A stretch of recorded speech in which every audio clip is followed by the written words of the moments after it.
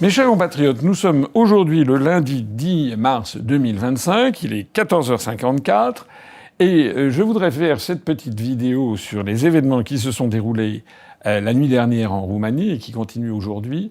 Et je voudrais commencer par regarder avec vous la une de la presse française et internationale telle qu'elle apparaît sur Google Actualité pour quiconque a un téléphone portable, un smartphone et peut regarder, s'il veut avoir une impression des nouvelles du jour, regardez la liste telle qu'on peut la voir à 14h54 aujourd'hui sur Google Actualité. Alors, 14h54, un pétrolier et un navire cargo entrent en collision en mer du Nord au large de l'Angleterre, c'est France Info, repris par Le Monde et toute une série de médias. Puis, l'affaire Evaël, le procès de son enseignante accusée de harcèlement moral, s'ouvre à Pontoise, avec également d'autres articles de la presse. Puis, TV5 montre offensive contre Trump. Carney, c'est le nouveau Premier ministre du Canada, assure que le Canada gagnera. Il vient de succéder à Justin Trudeau. Puis, la Croix, la France à plus 4 degrés centigrades, c'est le plan gouvernemental d'adaptation au changement climatique, puisque le gouvernement nous assure qu'en 2100, il fera 4 degrés de plus en moyenne, c'est-à-dire des canicules considérables. Puis, on continue, les informations du jour. Le Figaro, dans la région de Koursk, donc c'est la partie de la Russie, la toute petite partie de la Russie qui était occupée par les troupes ukrainiennes, le front ukrainien s'effondre sous les assauts russes, avec toute une série d'événements. Puis, le journal Le Monde en direct, Syrie, les autorités annoncent la fin de l'opération militaire contre les fidèles du régime d'Al-Assad, Bachar al-Assad, avec encore une fois tous les articles qui font ensuite. Puis, l'Élysée prend soudain peur devant les médias Bolloré, c'est le titre de Libération. Puis, un direct, négociation cruciale en Arabie Saoudite entre l'Ukraine et les États-Unis. Puis France Info, réarmement de la France où trouver 50 milliards d'euros supplémentaires par an. Puis le magazine Reporter après l'annulation de l'autoroute A69, les expropriés demandent des comptes. Puis on a RTL comme le discours du sénateur Claude Maluret sur Trump est devenu viral aux États-Unis, complètement fou d'ailleurs. Enfin, il a droit à une couverture extraordinaire pour montrer que Trump est vraiment le méchant à abattre. Puis 20 minutes l'ingérence de Trump dénoncée à la veille des élections au Groenland, donc encore une fois s'agit de taper sur Trump. Puis le Monde tension sur le Conseil d'orientation des retraites et les partenaires sociaux à cause du contexte international. Puis Libération, harcèlement sexuel et moral, agression sexuelle d'ancien boys club Ubisoft devant le tribunal. Puis une enquête du Parisien, harcèlement, frotteur, insulte, nombre de victimes de violences sexuelles dans les transports flambe de 86% en près de 10 ans. Puis le journal Le Monde revient, défense européenne, Ursula von der Leyen freine sur le financement. Ensuite France Info nous dit ça pourrait ajouter de la vie, une proposition de faciliter l'ouverture des bistrots dans les villages. Puis le Parisien sur le climat, la météo, une nette baisse des températures et de plus en plus de pluie, ce que vous réserve la météo de la semaine en France. Puis Le Monde sur Robert Proctor, un historien des sciences. Puis BFM Lyon, règlement de compte, un tireur en fixe lancé de la mort d'un homme par balle à la Duchère. Puis France Info, une déclaration de Manon Aubry, à ce stade la Russie n'est pas une menace militaire directe. Puis Le Monde est-il temps désormais de déployer un véritable parapluie nucléaire européen au-dessus du continent. On suit avec Glucksmann qui se dit en confrontation absolue avec Mélenchon sur l'Ukraine. Et puis 20 minutes qui précise que la police doit protéger les enfants, pas les tuer, selon la mère du jeune Naël qui était mort, comme on se le rappelle.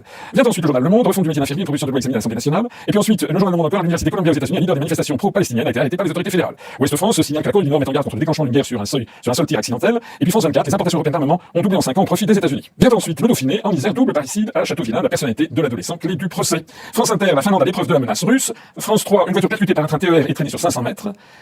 Et enfin, CNews, en Roumanie, le candidat d'extrême droite écarté pour l'heure de la présidentielle.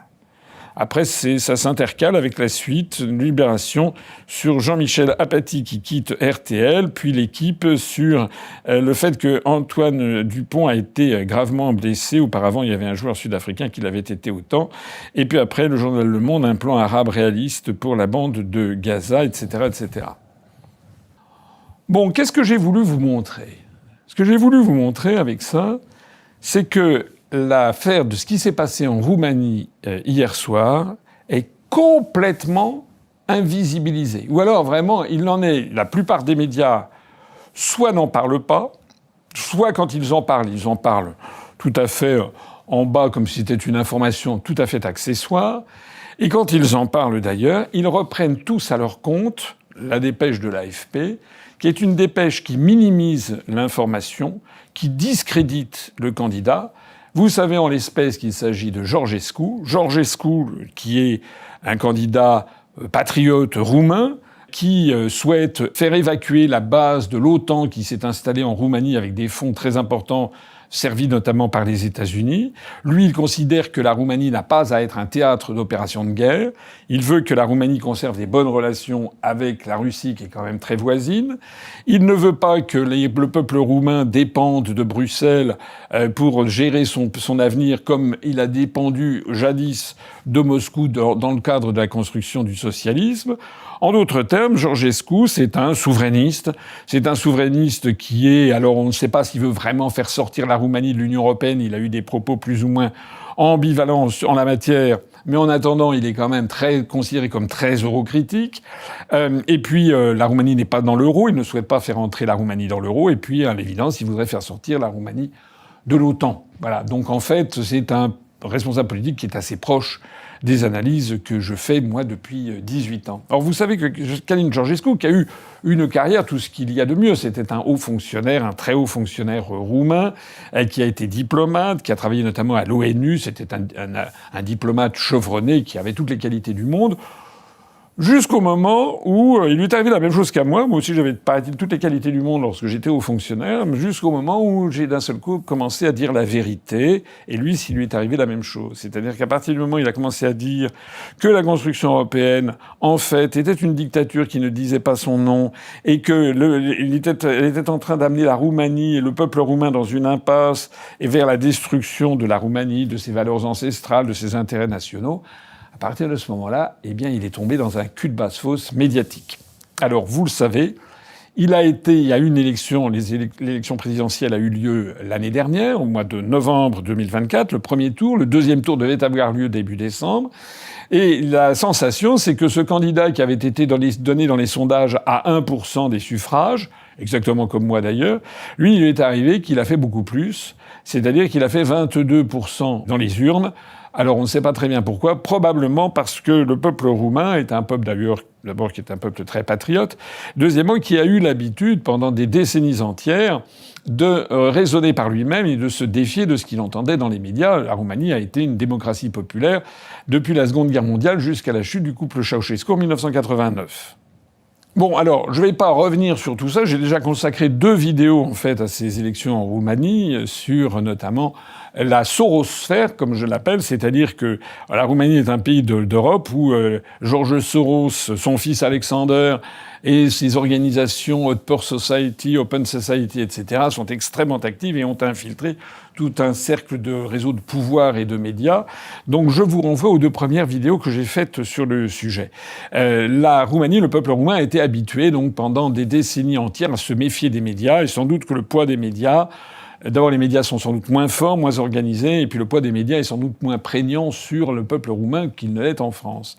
En attendant, donc, vous vous rappelez qu'au premier tour, en novembre 2021, il a fait 22% des suffrages. Et vous savez que, ensuite, la Cour suprême de Roumanie a annulé le deuxième tour, a annulé l'élection. Alexander Soros, le fils de George Soros, est venu sur place d'ailleurs pour demander à la Cour suprême de Roumanie, où il compte un certain nombre d'obligés, de faire annuler ces élections. Et le motif qui a été annoncé dans la presse nationale et internationale, c'est qu'en fait, il y aurait eu une ingérence russe qui se serait traduite par le fait que Georgescu aurait bénéficié d'une couverture TikTok extraordinaire. Alors on en était là. Personne jamais n'a réussi à montrer en quoi, d'ailleurs, le fait d'avoir beaucoup de vues sur TikTok influait sur le nombre et le bulletin de vote dans les urnes. Tous les candidats qui se présentaient à l'élection présidentielle pouvaient avoir accès à TikTok, d'ailleurs. En revanche, Georgescu était largement banni des grands médias nationaux. Mais on attend encore que quelqu'un nous explique en quoi ce sont les Russes qui ont fait que Georgescu était populaire sur TikTok, et en quoi le fait d'avoir fait des vues sur TikTok était répréhensible au regard de la démocratie, puisque c'est ouvert absolument à tous les candidats. Donc tout ceci est complètement foireux, bien entendu, mais il a été décidé en très haute sphère de trouver ça tout à fait normal. Et les grands médias européens, notamment français, ont fait comme si c'était normal et ont qualifié ce monsieur. Il a fait l'objet d'une espèce de fatwa, comme les ayatollahs. Il a fait l'objet d'une fatwa qui est que, il est présenté comme un candidat d'extrême droite pro-russe. Alors, il n'est pas spécialement d'extrême droite. Voilà, c'est pas du tout les propositions qu'il fait ne sont pas des propositions d'extrême droite. Ou alors, il faut considérer une bonne fois pour toutes que quiconque veut se libérer de l'Union européenne, de l'euro et de l'OTAN serait par principe même donc d'extrême droite. C'est-à-dire que quelqu'un qui voudrait faire respecter la souveraineté populaire serait d'extrême droite. C'est quand même un renversement, une inversion de l'histoire extraordinaire, parce que ce serait plutôt un concept de gauche à l'origine dans la Révolution française. Et puis par ailleurs, il est présenté comme pro-russe, alors qu'il a jamais fait déclarer sa flamme à Poutine. Il a simplement dit que la position de la Roumanie faisait qu'il n'avait pas envie d'être en conflit avec la Russie. Russie. Voilà. Donc il est pas plus pro-russe que beaucoup de pays de l'Est qui sont tout simplement réalistes et qui voudraient bénéficier, c'est le cas notamment de la Hongrie ou de la Slovaquie, qui voudraient bénéficier des ressources énergétiques bon marché et très fiables et de très haute qualité de la Russie. Voilà. Mais à partir du moment où vous n'embrayez pas sur le narratif consistant à traiter Vladimir Poutine comme Adolf Hitler en personne, eh bien vous êtes pro-russe et d'extrême droite.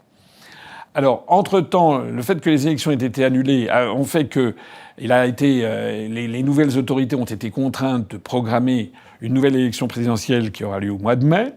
Le président roumain, d'ailleurs, a présenté sa démission. Paraît-il qu'il avait eu des pressions. Je ne sais pas exactement ce qu'il a eu. En tout cas, on a un président intérimaire. Sans doute qu'il a eu peur de se ramasser une balle perdue parce que le peuple roumain ne rigole pas toujours avec la démocratie et avec les dictateurs. Au CF, la façon dont ont terminé Nicolae et Elena Ceausescu. Mais il avait donc été décidé que l'élection présidentielle aurait lieu au mois de mai, et ces jours-ci, il doit y avoir la définition, la liste des candidats définitifs à cette élection présidentielle. Les sondages ont montré que le fait que l'élection ait été interdite, ça c'était tout à fait destiné à barrer la route où celui qui était arrivé premier. Ça a évidemment donné une promotion, une popularité extraordinaire à Georgescu, qui a terminé le premier tour de novembre 2024 à 22%. Et là, les sondages les plus récents lui donnaient entre 45 et 48% au premier tour. C'est d'ailleurs de très très loin le candidat préféré des Roumains, qui pourrait presque être élu au premier tour. Et ce qui s'est donc passé hier soir, eh bien, c'est que le bureau des élections, qui est chargé, un peu le travail du Conseil constitutionnel en France, qui est chargé de dresser la liste des candidats officiels, a refusé sa candidature au motif que, on ne sait pas. Il n'y a pas eu de raison, voilà, pas eu de raison donnée, il n'y a pas eu de raisonnement particulier. Il a été prié de ne pas présenter sa candidature. Plus exactement, sa candidature a été rejetée. Le bureau des élections a même dit qu'il ne pourrait jamais plus se représenter à une élection présidentielle en Roumanie. Alors, cette affaire est quand même absolument inouïe. C'est absolument scandaleux. Est-ce qu'on attend toujours des preuves exactes qu'il y ait eu une perturbation de l'élection? Ou alors, si ça, c'est une perturbation, le fait d'avoir du succès sur TikTok, alors tout n'est que perturbation. Parce que jugé à cette aune, alors Macron aurait dû être interdit, l'élection de 2017 aurait dû être arrêtée tout de suite, quand on a vu la couverture médiatique insensée dont bénéficiait Macron. Cette affaire est tellement scandaleuse que rappelez-vous que le vice-président américain Vance, lors de son fameux discours de Munich, a expliqué qu'il était inouï de voir comment l'élection avait été interrompue en Roumanie, l'élection présidentielle, et il a signalé à quel point c'était incroyable, vu des États-Unis, que l'on entende un ancien commissaire européen, il voulait parler de Thierry Breton. Thierry Breton qui avait dit en effet qu'ils avaient, ILS, c'est-à-dire eux, les européistes, la Commission européenne, et puis les réseaux Soros, ils avaient fait interrompre l'élection en Roumanie et ils le feraient si nécessaire en Allemagne. Vous vous rappelez, c'était le propos de Vance. Donc là, on a devant nous quelque chose qui est vraiment d'une importance extrême. Et c'est pour ça que j'ai commencé cette vidéo en vous montrant le scandale absolu de nos médias. C'est que c'est l'information de très très loin la plus importante, non seulement du jour, mais même de la semaine, sans doute du mois, peut-être même de l'année. C'est que nous avons en Europe un peuple qui a voulu s'exprimer, où les instituts de sondage montraient justement qu'il voulait un candidat à 48% des suffrages, et il a été interdit de se présenter à tout jamais, sans qu'il y ait la moindre explication. La France est mouillée jusqu'au cou dans cette affaire, puisque l'on apprend que Macron milite pour Madame Leocardi, qui est une candidate pro-européiste, concurrente de Monsieur Georgescu, que la France a d'ailleurs dépêché son ministre des Affaires étrangères, le fils à papa, Barrot, qui est allé en présentant un dossier qui a été concocté par je ne sais quelle officine, le cabinet de conseil en France. Le dossier s'appelle Viginum et qui prétend avoir trouvé la preuve qu'il y aurait eu des choses pas très claires au niveau de TikTok et qu'il y aurait donc une espèce de promotion de vidéos sur TikTok. Il y a que ça, d'ailleurs, des promotions au passage. sur les réseaux sociaux. Ce que je sais, moi, c'est que, par exemple, mes tweets font l'objet de ce qu'on appelle un shadow ban, c'est-à-dire qu'ils ne sont jamais présentés pour lire mes tweets, il faut que les gens connaissent mon site internet et connaissent YouTube et connaissent mon compte Twitter. J'en profite ici pour dire à tous ceux qui m'écoutent, abonnez-vous à mon compte Twitter et faites en sorte que le maximum de personnes autour de vous s'abonnent à ce compte Twitter. Vous savez que c'est gratuit et il y a des informations que vous ne trouverez nulle part ailleurs, que vous trouverez tous les jours de nouveau sur ce compte Twitter. Donc la France est mouillée jusqu'au cou. On a la candidate qui est privilégiée par Macron. En fait, c'est pas Macron. Macron, c'est un employé. Il a des donneurs d'ordre qui lui disent qu'il faut que la France essaie parce que la France a un certain prestige en Roumanie. C'est un peuple qui a une langue latine, vous le savez, dans un océan de pays slaves. Et donc, il y a toute une tradition d'intellectuels roumains francophones, etc. Donc, la France a un certain prestige. Et donc, Macron utilise l'appareil d'État, les services de l'État, l'ambassadeur, paraît-il également des agents de la DGSE, le Quai d'Orsay, tout le monde se met en marche, si j'ose dire, pour essayer de torpiller la candidature de Georgescu. Mais il y a bien pire encore, c'est que nous avons face à nous quelque chose de monumental. C'est l'installation d'une dictature, mais pure et dure, d'une véritable tyrannie fasciste. Parce que ce que va faire Georgescu, il fait quoi là? Il se pourvoit, il avait 24 heures pour le faire, il l'a fait, je crois, il est en train de le faire.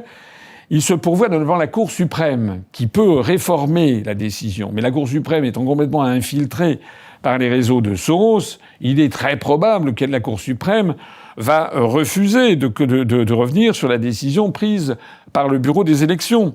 Il restera alors peut-être à ce moment-là à Georgescu à se pourvoir devant la Cour européenne des droits de l'homme, mais la Cour européenne des droits de l'homme elle-même a été complètement infiltrée par les réseaux de George Soros.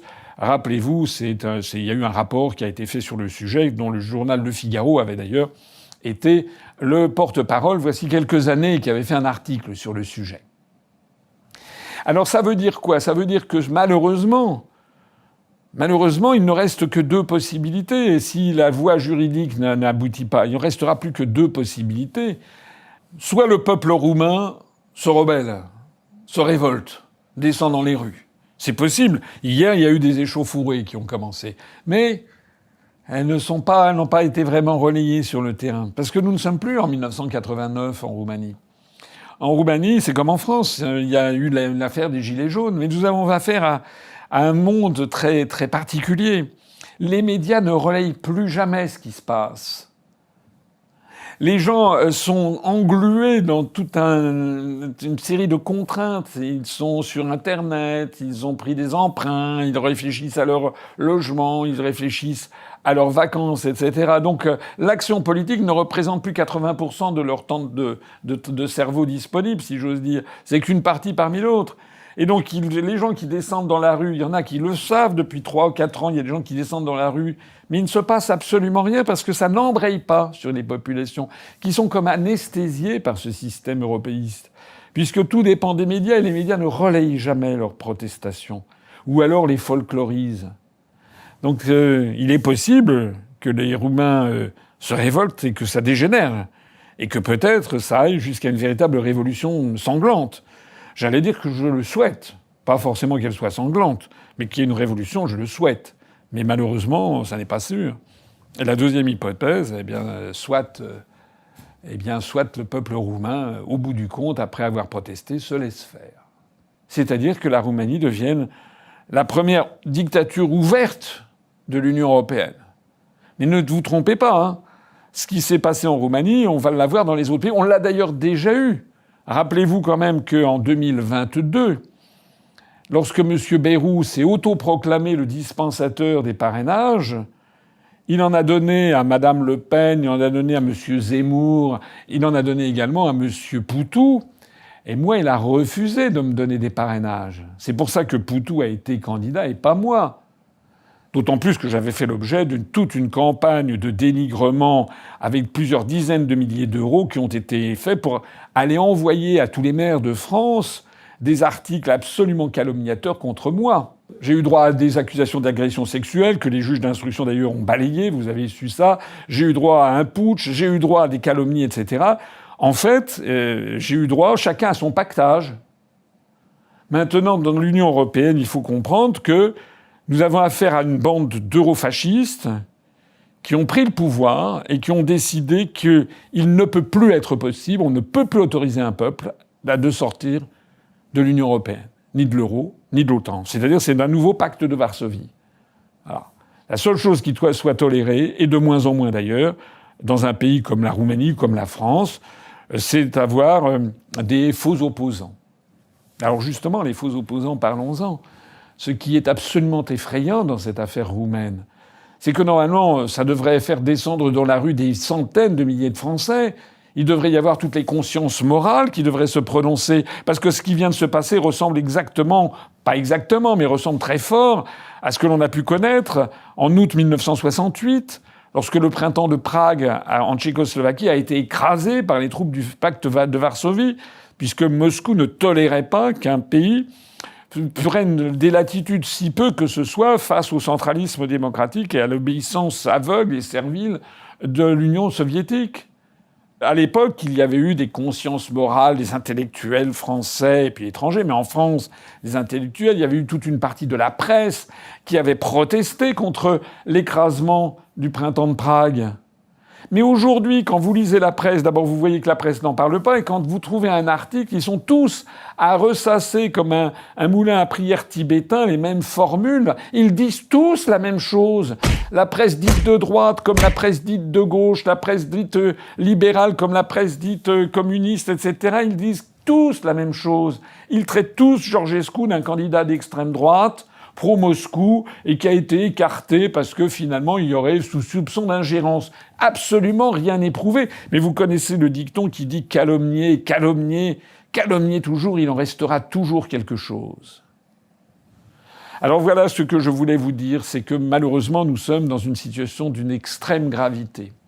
Et je voudrais attirer votre attention en conclusion sur le scandale absolu que représente notamment l'absence d'opposition en France. Depuis que ces événements sont arrivés, ça fait bientôt faire 24 heures, il n'y a pas eu une seule réaction, ni condamnation, ni de Madame Le Pen, ni de Monsieur Bardella, ni de Monsieur Zemmour, ni de Madame Knaffo, ni de Madame Maréchal, ni de Monsieur Mélenchon, ni de Monsieur Roussel, ni de Madame Tondelier, ni de Monsieur Wauquiez, ni de Monsieur Retailleau, ni de Monsieur Édouard Philippe, ni de Monsieur Faure. Alors ça veut dire quoi ? Ça veut dire que si les Français ne se ressaisissent pas, en fait, ils vont continuer à voter pour des gens qui ont accepté intérieurement l'établissement d'une dictature fasciste et totalitaire. J'insiste, c'est bien une dictature fasciste, puisque c'est une dictature qui, par ailleurs, nous entraîne vers la guerre pour le plus grand profit des fabricants d'armement. C'est une dictature qui s'impose aux populations. C'est une dictature qui ment comme elle respire, et c'est une dictature totalitaire puisqu'elle refuse à quiconque est d'un avis différent le droit même de pouvoir s'exprimer. Ce que je crains beaucoup, c'est encore une fois que cette affaire ne fasse jurisprudence. Donc j'insiste auprès de vous. On va essayer de voir si l'on peut prendre des mesures pour essayer de protester plus efficacement. Mais vous savez que les manifestations ne servent à rien. D'ailleurs, elles ne sont pas relayées par les médias mainstream. Écrire ne sert à rien. La seule chose qui sert vraiment, c'est de se mobiliser, de diffuser l'information, de se préparer pour les prochaines élections. Mais aux prochaines élections, il ne faudra pas voter pour M. Bardella ou Mme Le Pen. Il ne faudra pas voter pour Zemmour ou Knaffo. Il ne faudra pas voter pour Mélenchon ou pour Aubry. Il ne faudra pas voter pour Faure ou pour Roussel. Il ne faudra pas voter pour Philippe ou pour Wauquiez ou pour Retailleau. Parce que si vous votez pour ça, vous voterez pour la perpétuation de ce qui vient de se passer en Roumanie et qui est notre avenir, c'est-à-dire tomber dans une dictature fasciste et totalitaire qui est en train de détruire notre pays. Vive la France et à bas l'Europe.